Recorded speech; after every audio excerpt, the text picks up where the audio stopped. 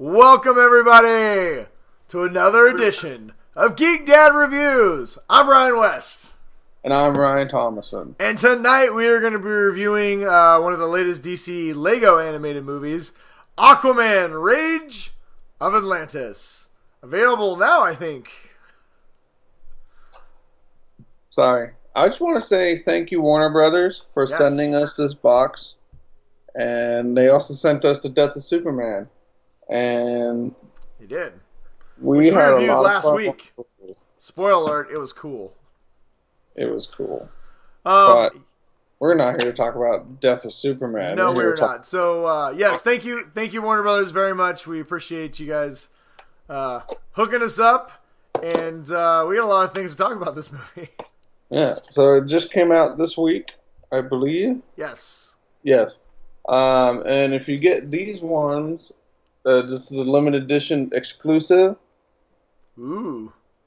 And it comes with Jessica Cruz, which is weird that it's an Aquaman movie, but you get a Jessica Cruz Lego figure. Well, I think she was the new character that they introduced in this movie, in this Lego universe, so I think that's why they are promoting it. But we'll get into that in a minute. So yeah, so Lego, this is continuing the superheroes Lego I don't know, universe that DC has been promoting. The last one they did was the Flash movie, which as much as we wanted to like it, we gave it one of our worst.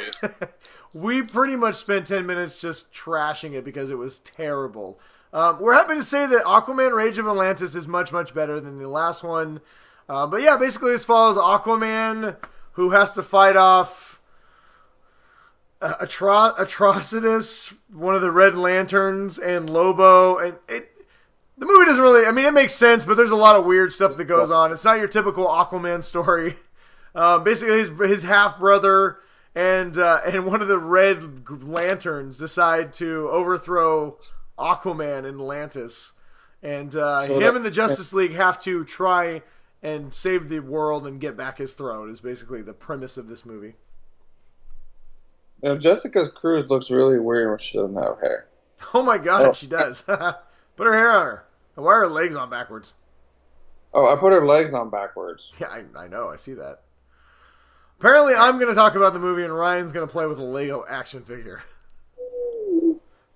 But it was a fun movie. I mean, you can't say that it wasn't just a silly, fun movie to watch. Well, no, I will say this. So, this is clearly, to be fair, this movie, and just like the Flash movie, the Lego movies, they are not made for adults. They are not made for Ryan. They are not made for me. They are made for our kids.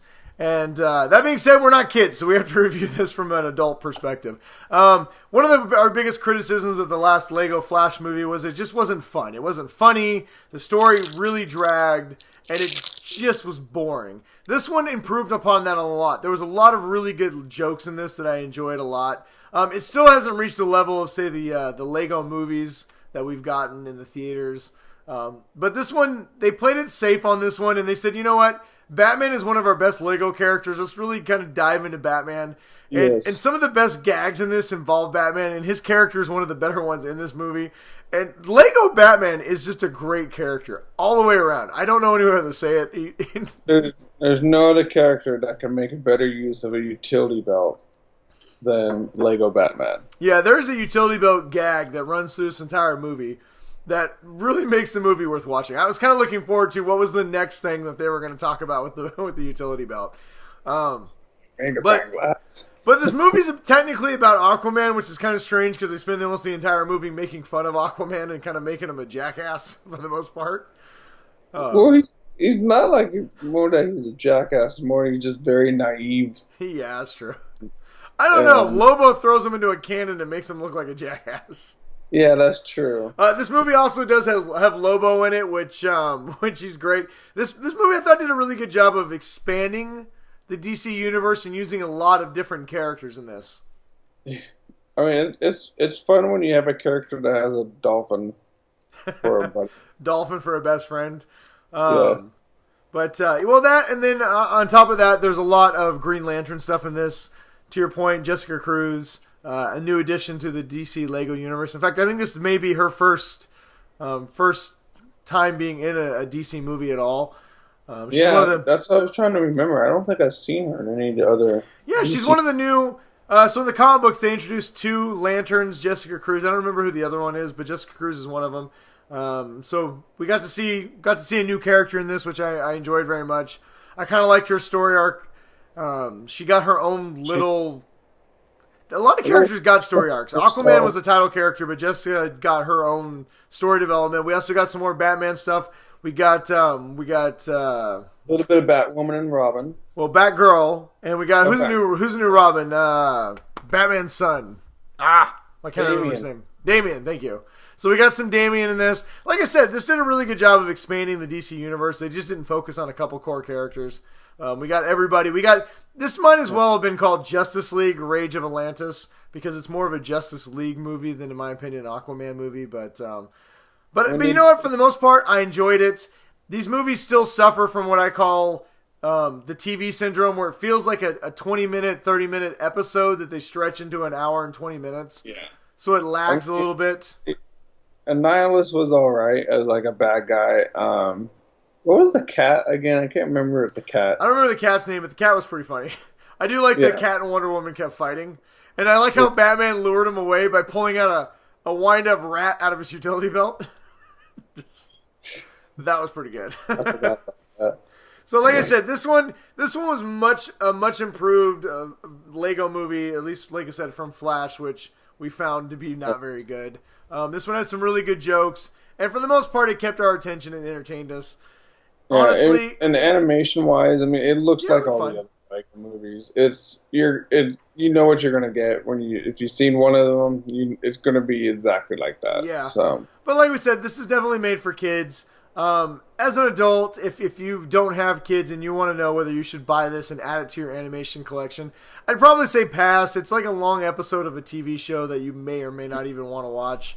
But if you got kids, I definitely think that if you're going to buy a Lego movie and you don't want to buy the Batman Lego or the other Lego movie, definitely get this one over the Flash movie. It's fairly entertaining. And as a parent, if you sit with your kids, you're going to get a few chuckles out of it if you watch it with them.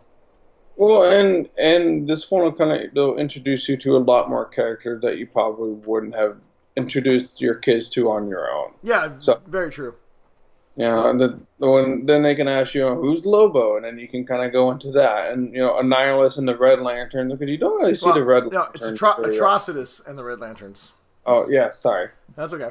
But exactly, it's a good entry point. This is a good entry point for your children into a larger DC universe, and it might get them interested in some of these characters. So, overall, I'll say, it was a decently fun movie. It had some good gags. So, like I said, if you got kids, definitely check it out. Just get it. I mean, buy it. They're fun. You'll get your money's worth out of it. It's available now on Blu-ray or digital. And if you buy it on Blu-ray, you can get a cool little action figure, Lego action figure. So check it out. I switched the head. She's no longer angry. Oh, there you go. All right. Well, you got anything else to say before we get out of here? Well, I think that's it. Just get it. If you got kids, don't got kids, pass. Yeah. If you don't got kids, we recommend watching Aquaman when it hits theaters later this year. Yes. How about that? All right. All right. Until next time, everybody. Stay awesome. And stay nerdy.